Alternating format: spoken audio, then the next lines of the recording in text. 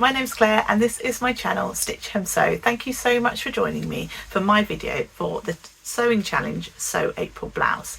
Now this is a challenge that is hosted by the wonderful Gabrielle from Cloth Edit and the lovely Tamlyn from Sewn on the Time. It's been running for a few years now, this challenge, and the idea is that you sew up a blouse within the month of April. Super easy. And what I thought I would do today is bring to you 4 pattern ideas that I am thinking of sewing up and 1 piece of fabric that I could use for any of those blouses. So this is the piece of fabric that I am looking to use. It is a viscose fabric. It's definitely, I would say, a viscose crepe fabric, not too crepey, which is good because I'm not a great fan of true sort of crepe fabric. I find the texture doesn't work for me, but this one is really lovely and I just love that dark navy background with those pops of pink on the love hearts. I think it's really gorgeous. It's got a lovely lot of drape and I think it will work for any of these blouses I am thinking of. So the first pattern that I'm thinking of sewing up is the Sew Over It Libby blouse. Now unfortunately this is one of their patterns that still is in their smaller size range, so it goes from a 0 to 20, which is a bust of size 33 for the smaller one, and for the 20 is 45. However, there is a reasonable amount of ease in this pattern. So for the size 8, that is a finished bust size of 43, and for the size 20, a finished bust measurement of 55 3/4. So yeah, a reasonable amount of ease. It is a notch collar design shirt with a partial collar stand, and you can do it with a straight hem or a curved hem. So a really simple blouse, but I do think it would look pretty effective in this gorgeous fabric. Now the next pattern is a free pattern because I thought it'd be nice to include at least one.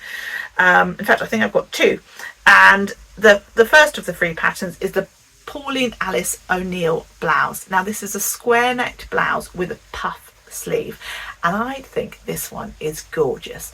I think a square neckline is really lovely, and the puff will look particularly nice in this. It won't be too puffy, which I prefer for me, and I think that will be a really good option. Now this comes in a bust of 31.5 up to 47.5. That's body measurements with a finished garment measurements of 37 up to a 52 3/4. So again, not as in size inclusive as I would like, but there is a little bit of ease there, so hopefully that would work for some of you too. And that's a definite option for blouse number 2. Blouse number 3 is the Peppermint Magazine Paddington top. Now this again is a free pattern, or it's like a pay as much as you like, but you can get it for free as well. Now this is a gorgeous blouse that has got a button detail down the front. Again, it's got a puff sleeve. It's got a higher, not high, but a higher sort of neckline to it. And this one goes from a bust of a 32 up to a bust of 57.5, and that's a finished garment measurements of 37.5 up to a 64.5. So this one has got a much better size range on it, which is really lovely. This one I have made once before, and it's a definite staple within my wardrobe, so I do think it would be lovely to have another one in this fabric. So I'm definitely yet to decide. And then the 4th pattern is the Fibre Mood Norma blouse. This is a V-necked blouse pattern with a 3/4 length sleeve that's got sort of a slight puff detail. I have made this blouse once before. I possibly even entered it into Sew April Blouse previously, but I never got the sizing right on it. It was always too big, and if I'm honest with you, I think I've only ever worn it once because I've just never felt comfortable in it. The shoulder seam never sat correctly, and it was just generally sort of too big. I have over the years realized that my shoulder proportion to my bust, waist and hip is narrower than the kind of the rest of me. So I need to kind of either do a narrow shoulder adjustment or kind of grade into the smaller size and kind of come out so the time you reach the bust. So that's something that I need to bear in mind if I decide to make that particular pattern, to make sure that the fit is better and more comfortable, and therefore I want to wear it more, because there's nothing worse than spending time on making a garment and then the fit just not being great.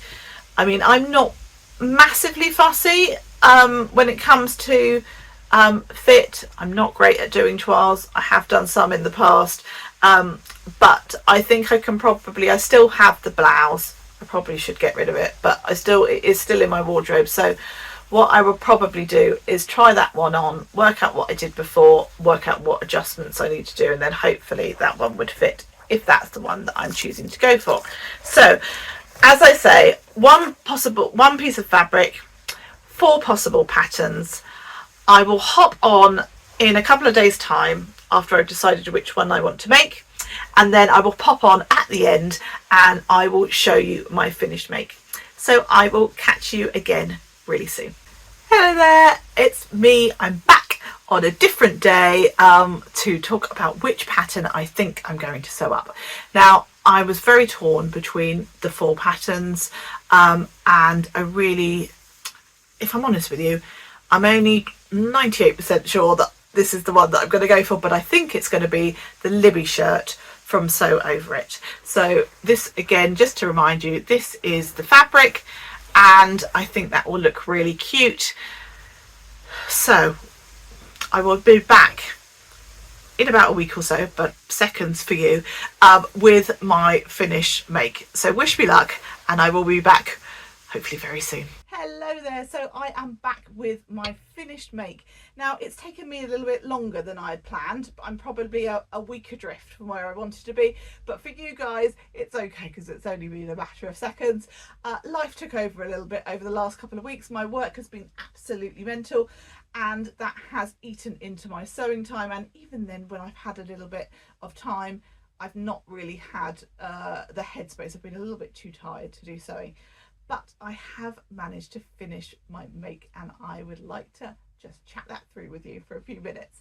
So as you know, I was pretty sure that I was going to make the Libby shirt from Sew Over It, and that's in fact the pattern that I went with. So this is a fairly standard sort of revere collar shirt pattern or blouse pattern, and I think from the fabric choice, it does make it more of a blouse than a shirt. So some of the details of there, obviously you've got this revere collar. It's got a lovely little fold up sort of cuff detail. At the back, it's got a little bit of pleating, which is nice. I've chosen to do 2 yokes in this pattern, which the pattern asked for just the single yoke, but I decided to do 2 yokes and do the whole burrito method thing. That isn't explained in the pattern, but there are plenty of sort of YouTube videos on there if you want to kind of search for how to do the burrito method. It is fairly sort of simple, and it does give that sort of nice neat finish on the inside. So I had maybe about 1.7 meters of this fabric. I bought it at the Stitch Festival. It's I think it was the last thing that I purchased on the day, and I just had what was left on the roll. I have used most of that 1.7, because I had to cut an additional yoke. I also cut one of the pieces wrong and had to recut it. Don't know how I managed that. And probably wasn't the most what am I trying to say? I wasn't the most careful in terms of cutting out, in terms of being really pattern Tetrisy. So I do think you could probably get this pattern out of a bit less than that, to be honest with you. I made a size 18. I didn't grade between sizes as I would normally do, because I just felt like I didn't need to on this particular pattern, and I added about 1.5 inches, I would say, to the pattern length. I probably could have gone with adding a bit more. It's still reasonably cropped as far as I'm concerned. However, there is enough room to tuck into a high-waisted skirt or jeans or whatever.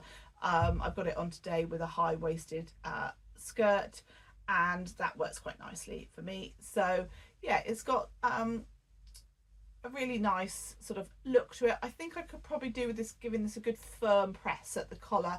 I only finished this last night, so yeah, I think that could just do with sort of just crisping up a little bit. This fabric is a viscose crepe fabric, thankfully not too crepey, because I'm not a massive fan of crepe fabric.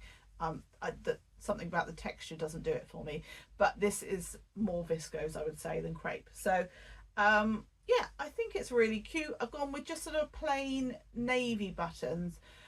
I've got some really nice pink buttons, which I think are Ethel and Joan buttons, but I felt like the shade of pink wasn't quite right, and I felt like it was kind of competing a little bit with the fabric, so I decided just to go with quite a plain navy button, and I think that works quite nicely. It leaves the fabric to speak for itself, which I'm really sort of pleased about. In terms of the pattern, how I found the pattern itself, now this is one of Sew Over It's older patterns, and so it comes in their 8 to 20 size range, so it doesn't come in their extended size range, which is a shame. And also I've made quite a lot of Sew Over It patterns, and I would say the instructions on this is not quite as clear as the instructions on their newer patterns. I have printed it out at sort of a smaller scale. I've got sort of 2 pages within one, just to kind of save paper. But the images on the inside are using a very light fabric, and it was quite difficult to kind of see what was in the photo, not helped by the fact that I printed it but at a smaller scale. There is a YouTube video that has been done about 4 years ago by Sew Over It, which kind of goes through it, which is quite helpful. If there are a couple of moments where I did need to refer to that, but yeah, definitely their more recent pattern instructions I find are much clearer. They use diagrams rather than photos. They're much more easy to follow. There were a couple of moments of sort of head scratching for me, I'm not going to lie, but some of that may have been down to tiredness, if I'm honest with you, because there was one particular evening where I was really kind of, I don't understand what's going on. I tried watching the video and I still felt like I wasn't totally clear, if I'm honest with you, but so I decided to call it a night. And actually overnight, I think I woke up in the night and thought about it, and I was like, well, that's what I need to do. And in the morning I looked at it again and thought, yeah, that is what I need to do. So yeah, sometimes you just have to step away, don't you, and then it becomes a bit clearer. I generally found the written instructions pretty good, but I think that my preferred combination is a little bit of text and a nice clear diagram. That is I'm definitely a visual learner, and so that's definitely what I prefer. I'm not a fan of masses of wording. I prefer, you know, a bit of wording with a diagram next to it. That's my preferred instruction format, I've decided. Anyway, it was a nice thing to sew up. I enjoyed making it, and I'm really pleased with the finished make. As I say, it's got this sort of nice Revere collar on, these cute little cuffs. I've just got it tucked into a high-waisted skirt, and yeah, I think that looks quite nice. I will have put some pictures and maybe a little video clip of me in it for you to have a look at. So thank you so much for joining me for today's video. I hope you sort of enjoyed this style. I'm sorry this hasn't come out a little bit earlier in the month, but life got in the way, I'm afraid.